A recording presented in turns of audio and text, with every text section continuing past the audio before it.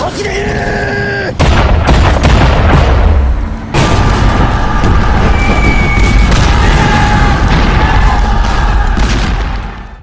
hello there. Welcome back to the Pacific War channel, where we cover the entire history of the Asia-Pacific War from 1937 all the way up to 1945, all the major events led up to it. Today, we are not talking about history. We're going to be playing Axis and Allies, a board game, on the computer. And I'm going to be showing you how to play each faction. Those are Germany, Japan, Italy, the USSR, the United Kingdom, the good old US of A, and, if I find time, maybe even Little China. So, if that's of interest to you, stay tuned.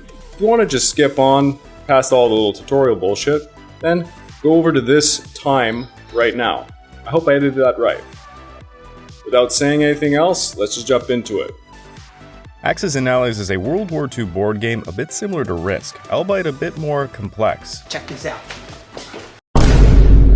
Take a look at this! Jesus Christ, that right? You can buy the physical game at any board shop, purchase the Steam version, or download the free AAA version. It's free real estate.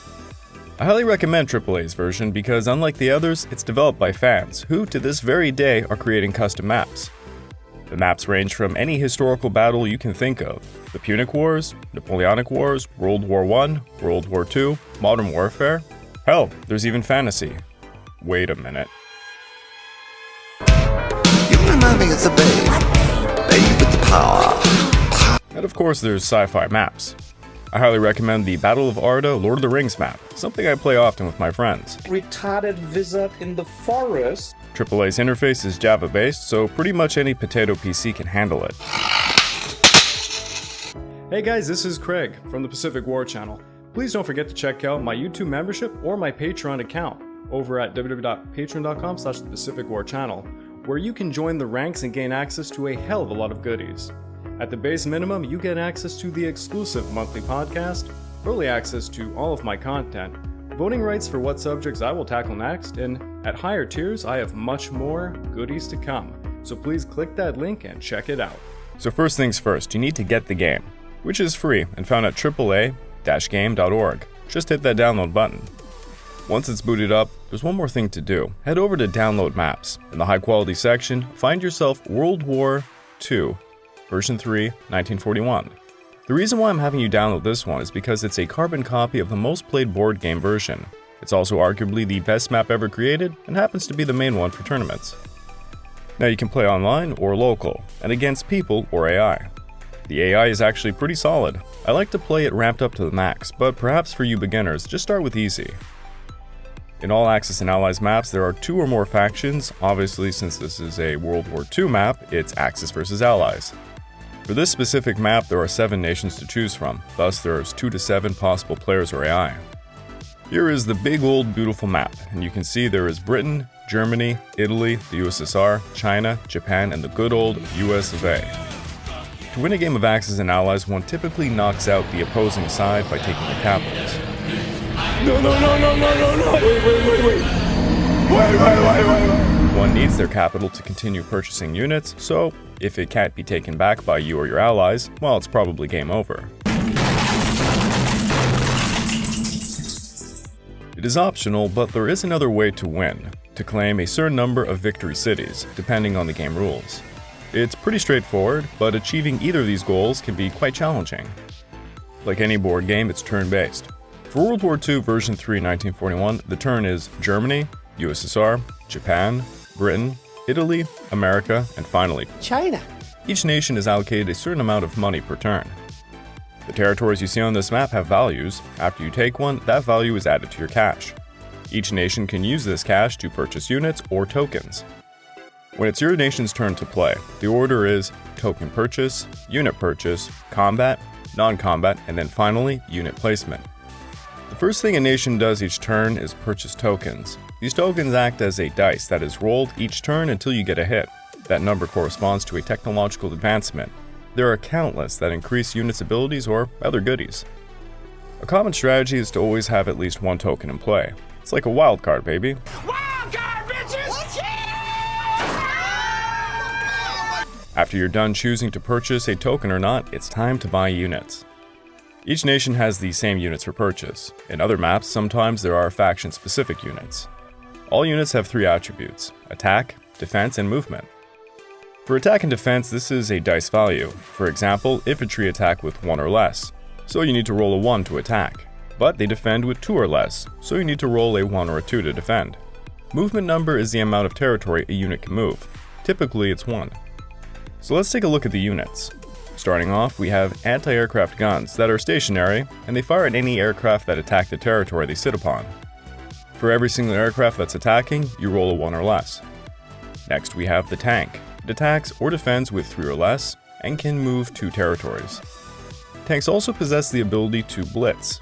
This means if an enemy controls a territory, but has no units on it, a tank can just take that territory, but move again to take another territory. Artillery has an attack of 2, a defense of 2, and moves 1, and also has the ability to increase infantry beside them for +1 attack. The battleship is the strongest unit in the game.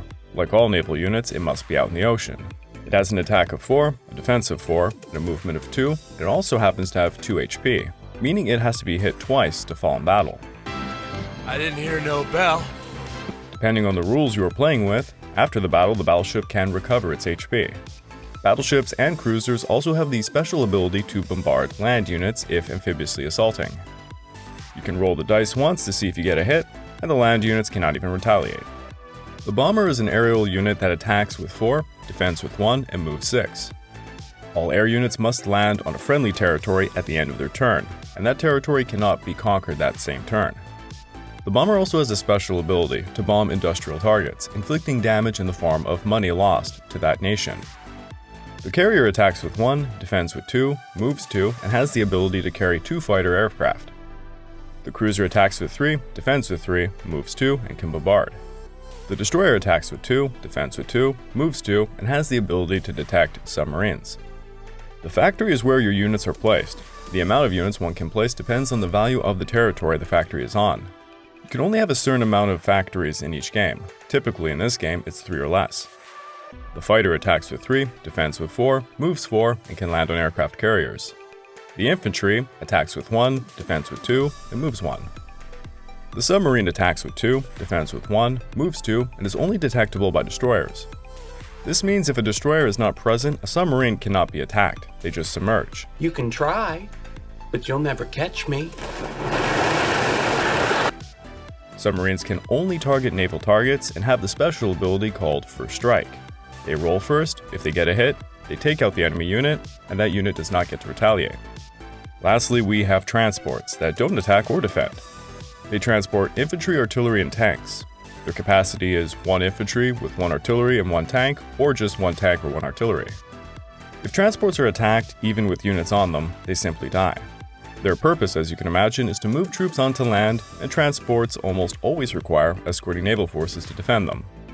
So once you purchase your units, they are left aside until the end of your turn when you place them. In the meantime, the first order of business is combat turn. Here you must strategize what territories to attack in an effort to draw closer to taking the enemy's capital. During combat turn, you can use movement as you please, but it is finite until the end of your turn. Next is non-combat, where you can use whatever movement you have left, but you cannot move onto enemy territory. Lastly, you place your units, and this ends your turn. The last aspect of this game is the objectives. These are optional requirements to gain bonuses in the form of more money per turn or to give you a technological advancement. Each nation has its own objectives, and they are completely optional, but they can help you win the game.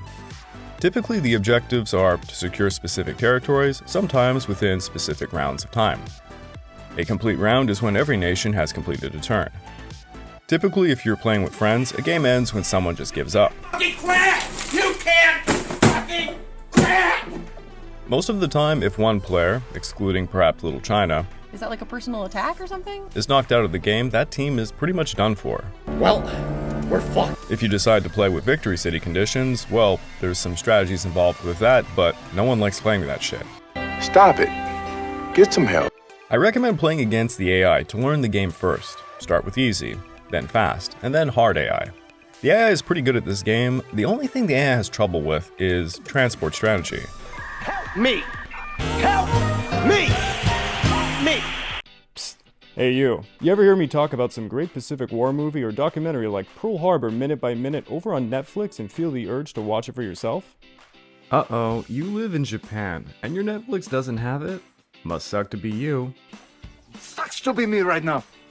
Oh wow, season 4 of Demon Slayer is out.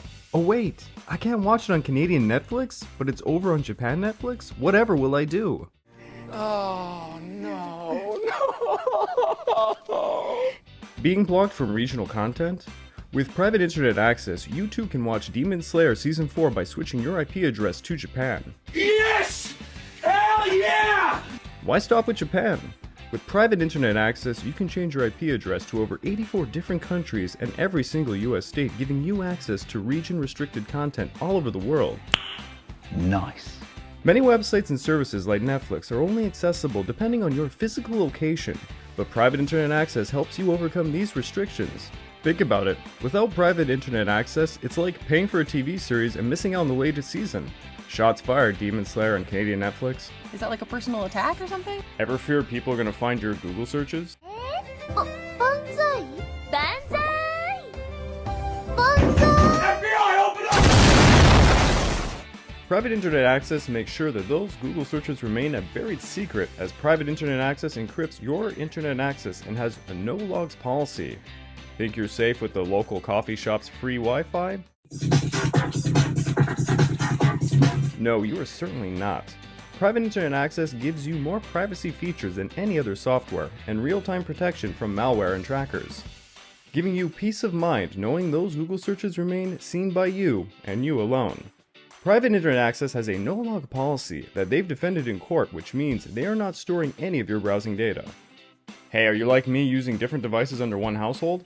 Private internet access is available on all platforms and protects an unlimited amount of devices at the same time. I personally use private internet access to unblock movies and TV series from all across the globe, and I sleep easier writing scripts for my YouTube channel and others knowing my data is secure. Look, this is a no-brainer. Sign up with my link in the description of this video to get 83% off, plus 4 months for free, so it ends up being only around $2 per month. Signing up for private internet access is risk-free. There's a 30-day money-back guarantee, and 24/7 customer support is available. So don't forget to click www.piavpn.com/The Pacific War Channel, and a big thanks to Private Internet Access for sponsoring this video. Japan. A people today obsessed with anime, fancy toilets, packing trains beyond comprehension, and everything kawaii. But back in World War II, the Empire of the Rising Sun was much more about conquering and earning the world record on committing war crimes. The Japanese always try to take over China! What? The Japanese rape and kill people in Nanking! As Japan, you are relatively isolated from everybody else. But to be blunt, I've always found playing Japan to be a bit of a free ride. Easy peasy lemon squeezy. The only real threat to you is the United States. I'm gonna bomb the shit out of them. It's true. I don't care. But it takes 2 turns for the US to invade your home islands, and likewise for you to invade their western coast. In essence, neither of you can logically knock out the other, because as soon as one of you prepares an invasion, the other one would just buy the maximum amount of units to defend itself. Until late game, when you and your allies can coordinate efforts against the other, it's a wet noodle contest. 9 out of 10 games, the United States will simply abandon the Pacific and adopt a Europe-first strategy. Even if America wants to focus on you, on turn 1 you can basically force America to back off. Back off, bitch! Thus, the strategy for Japan is twofold. Number 1, alongside Germany and Italy, you want to bull rush Moscow. Once the USSR is out of the game, typically one of the allied players will just flip the board. Fucking quit! You can't fucking quit! Number 2, you want to dramatically expand early, becoming the wealthiest player so you can overwhelm the late game. So first things first, buy a factory. This will go in Manchuria, and each turn henceforth you will build 3 tanks whose purpose is to go in the direction of Moscow, preferably through China, though the USSR and India are options. Round 1 is critical. There are a few things you can do, but I like to do this. First, let's look at China. China is not a normal player in this game. China doesn't build using factories. Instead, China is allocated a number of infantry given how many territories she holds by the end of her turn. Unlike all the other players, China can place units on any territory she holds, even those she just conquered. Thus, China is a goddamn plague if you don't know how to knock her out quickly. You can conquer China with the units on hand by sprinkling in just a few fighters to support them. Next, we need to annihilate the American Pacific Fleet while seizing that juicy territory all over the Pacific. Just like a game of chess, while island hopping, you want to set up your next amphibious assault one by one. A crucial objective is India, because Britain loves to buy a factory there to push you back in China. Also, taking India means you can build a factory there and build tanks that can storm Europe from a much closer distance. Everything in the Pacific is free money. It's free real estate. Basically, you want to eat all of this up as you take India. Divide your naval forces and fighters to amphibiously assault the Philippines and Pearl Harbor, while also knocking out the three main American naval forces in the Philippine Sea, Pearl Harbor, and the West Coast. Do note, the United States can most likely retaliate against whatever you leave at Pearl Harbor, so maximize fighter defense for the carriers. And even if America decides to swing for it, basically it's mutual destruction, and that favors you. Oh, suicide is badass. No. Alright, I got some great rolls. Basically, this has ended America's chance of doing anything in the Pacific. Not good. Believe me, not good. Now let's take a look at the end of round 1. America is abandoning the Pacific and going after Europe. Britain is abandoning India, which is interesting. And our allies are bull rushing Moscow. For round 2, like I said, buy 3 tanks every round. What I like to do with the rest of my money is slowly build up the units I will be using late game to invade the United States. The reason I don't build any transports yet is because I send my entire fleet out to seize India and islands in the Pacific. But if you are playing a game where China is somehow hitting you back, which is fucking sad to be honest. Yeah, you suck. Yeah, you just fucking suck. Build up transports and reinforce the mainland drive towards Moscow. Alright, for combat, we are wrecking China even more, taking Australia, the Dutch East Indies, and setting up for an invasion of India. Alright, everything was easy street. No exceptions. Now let's look at the end of the round. The Americans curiously tossed a little naval force to the west coast, but that's nothing to worry about. Oh, that little guy. I wouldn't worry about that little guy. Germany and Italy have royally outdone themselves by bullying Moscow.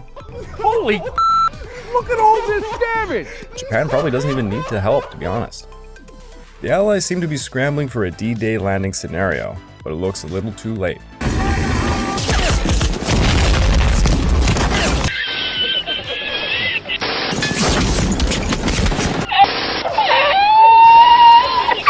For round 3, we are going to end China, take India, invade the USSR, take some free money from Borneo, and set up the fleet's return to the home islands to prepare an invasion of America. And with that, Japan has knocked out China. The USSR's back door is busted wide open. Oh my. India is ours, where we can build a factory if need be, to become a huge nuisance to Europe, and we are ready to build up an invasion fleet against the US. Let's look at the end of the round, and Shit. Germany just slapped its dick down on the USSR. For most games, that's GG. But for fun's sake, let's just keep going and take out the US. We build transports with a few destroyer escorts as our main fleet can't quite reach the home islands to protect them. Meanwhile, we take more free money. It's pretty uneventful. The end of the round has our allies mopping up as the allies randomly invade Norway. Who gives a fuck about Norway? There's 10 bicycles going down this street today. They need their fucking own bike lanes. I fucking hate Norway so bad. For round 5, we are invading Alaska, something that can be done in one turn from Japan. Meanwhile, we just build more units and transports to get huge numbers to take the western coast. At the end of the round, the Americans are building up defenses, and our friend Germany is preparing to invade Britain, while little Italy is dicking around with bombers like a true asshole.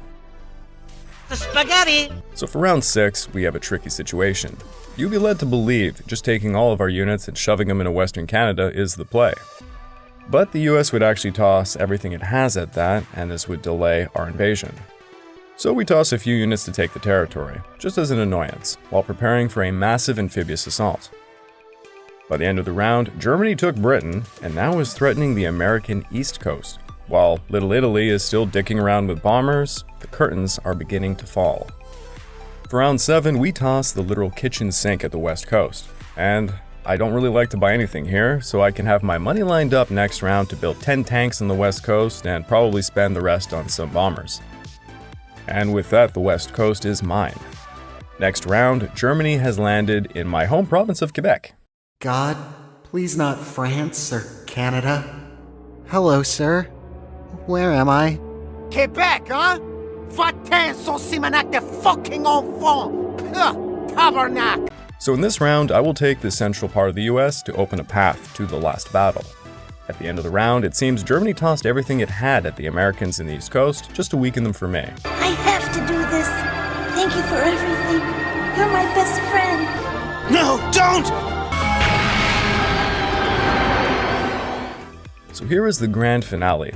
I'm tossing everything at the East Coast, and with that, it is GG. Now, to be honest, this game was a bit of a dumb easy one, because Germany knocked out the USSR solo, due to just amazing rolls. Usually when I play Japan, I either take Moscow myself, or I hurt Moscow so badly, it's like giving Germany a layup. Some other scenarios you might face, however. Sometimes a real cowboy American player will go 100% Pacific, which is bonkers as hell. It then becomes a game of building up navies to contest each other. However, the Americans really can't stop your expansion from turns 1 to 3. Thus, you just do the exact same strategy while preparing to meet the American threat. Another scenario is if the Americans go 50-50 in the Pacific and Atlantic. Again, it's kind of the same scenario. Now, if you get garbage rolls early, something you might want to do is transport more troops into Asia to make absolutely sure you at least knock out China, India, and roll up the USSR's back door. And never, ever play a game as Japan where you solely focus on just invading the United States. This is not Man in the High Castle. That shit doesn't work. Well, I really hope you liked this episode on how to play whatever faction I did in this episode of the video, because I edited this afterwards. If you really did like it, please leave a like, subscribe, and if you can, comment on this video. And maybe I'll make some more of these. I really hope you enjoyed it, and I know I did. So, until next time, this has been the Pacific War Channel, over and out.